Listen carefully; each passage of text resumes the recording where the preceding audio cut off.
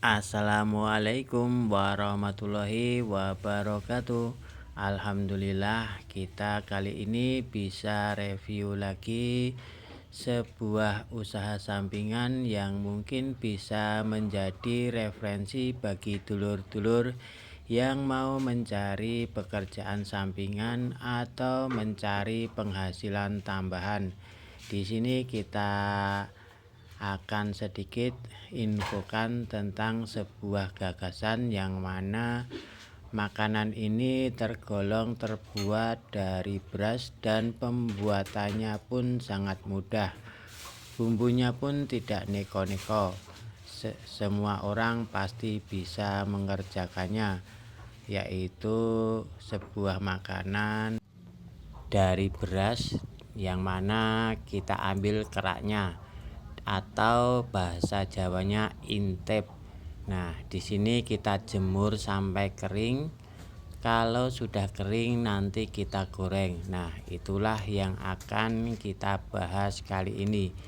Meskipun agak sepele dan sangat simpel, tetapi pasarannya luar biasa. Sehingga bermunculan pengusaha-pengusaha atau industri-industri kecil yang sengaja untuk membuat intip ini dengan tujuan untuk diperdagangkan, tetapi bukan untuk dimasak secara pribadi atau dimakan secara pribadi, melainkan untuk jualan. Jadi pembuatannya dengan skala besar. Mulai tertarik dengan bisnis ini karena peminatnya begitu banyak.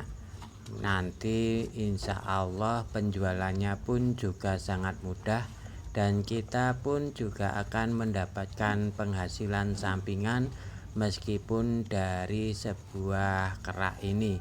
Oleh karena itu mungkin ini menjadi ide gagasan bagi kita untuk menambah dapur kita terus kebul-kebul. Tapi yang terjadi kalau kita hanya coba-coba kok hasilnya kerak itu hancur atau intip itu tidak utuh seperti yang di toko-toko itu. Bagaimana cara membuatnya? Jadi agar nanti kita bisa menarik atau membuatnya bisa jadi utuh, ikuti dan simak baik-baik video ini, mudah-mudahan menjadi referensi bagi Anda. Dan inilah salah satu contohnya. Kita bungkusi per bungkus berapa harganya. Nah, rata-rata di sini 10 ribuan ke atas. Jadi kita hanya penjual ingin buat harga apapun itu tersuka-suka kita ya, asal kita bisa bersaing dengan mereka. Ini adalah salah satu contoh. Hanya dengan intip yang kering dan digoreng lalu kita bumbui, dan bumbunya pun hanya sederhana sekali. Ini sudah laku di pasaran. Bukankah ini cara pembuatannya yang begitu mudah?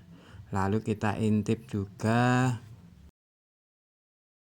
di toko online-nya. Ini hanyalah sebagai referensi ya, bagaimana omset penjualan dari intip ini. Lihat, di sini kita ketahui ada 1.300. Berarti ini adalah jumlah yang begitu banyak ya. Dengan bahan apa adanya, harga 16.000, kita kalikan seperti itu, berarti hasilnya pun berjuta-juta. Nah, dari sekian banyak usaha ini rata-rata kita akan mendapatkan penghasilan dari 50% dari aset penjualan. Jadi bagaimana rekan-rekan? Bukankah ini sangatlah menarik? Nah, untuk menarik perhatian para konsumen, kita pun juga dituntut skill kita untuk memberi variasi rasa ya. Jadi agar konsumen itu tertarik dan tidak bosan-bosan untuk memesan di tempat kita. Jadi ini adalah skill dari kita atau kita kreatif untuk memberi variasi rasa yang tersebar di mana-mana. Itu yang kebanyakan adalah asin, gurih, manis, dan manis gurih. Nah, itu jadi kita harus bisa menvariasi lagi. Mudah-mudahan dengan pandainya kita memberi variasi rasa ini akan menambahkan ketertarikan konsumen pada toko kita. Dan ini adalah 27 terjual. Meskipun sedikit, kita harus tetap sabar karena ini adalah jualan yang mana produknya itu produk awet. Jadi tidak usah kita ambil pusing. Besok juga ada waktu, minggu kemudian juga ada waktu, karena bahan ini termasuk bahan awet.